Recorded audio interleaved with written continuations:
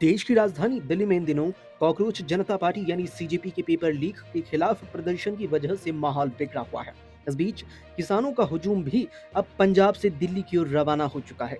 किसान भारत अमेरिका व्यापार समझौते का विरोध करने के लिए दिल्ली कूच कर गए हैं।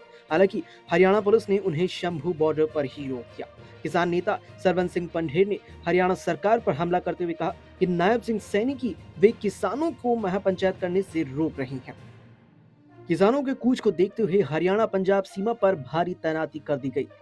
घग्गर नदी पर भी पुल पर बैरिकेडिंग लगा दी गई है। पंजाब के किसान देश बचाओ मोर्चा के तहत एकजुट होकर यहां पहुंच रही हैं और महापंचायत करना चाहती हैं। किसानों का कहना है कि अमेरिका के साथ प्रस्तावित व्यापार समझौता किसानों के खिलाफ है।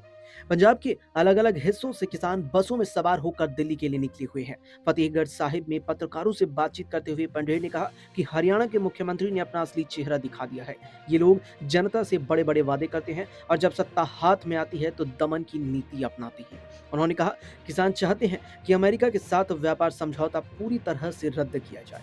उन्होंने कहा कि शंभू बॉर्डर पर पहुंचने के बाद किसानों से बातचीत करके आगे के कदम पर फैसला होगा। गुरुवार को सुबह ही फतेहगढ़ साहिब से किसानों का जत्था रवाना हो गया था।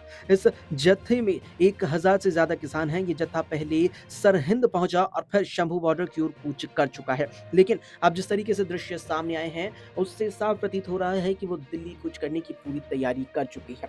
दरअसल सोमवार को भारतीय किसान यूनियन चढ़ूनी के चीफ गुरनाम सिंह चढ़ूनी को कुरुक्षेत्र में हिरासत में ले लिया गया। वो दिल्ली की ओर कूच करने वाले थे। किसानों का दावा है कि हरियाणा पुलिस बड़ी संख्या में लोगों को हिरासत में ले रही है। किसानों का यह भी कहना है कि अमेरिका के साथ जो डील होने जा रही है उससे देश में सस्ती कीमतों में विदेशी सामान आयात किया जाएगा। इससे किसानों की फसलों की कीमत नहीं मिलेगी। उनका कहना है कि इससे किसानों और खेतीहर मजदूरों पर प्रतिकूल प्रभाव पड़ेगा। किसानों ने केंद्र सरकार से तुरंत हस्तक्षेप करते हुए प्रस्तावित व्यापार समझौते को रद्द करने और किसानों और साथ ही आम लोगों के हितों की रक्षा तय करने की भी बात कही है।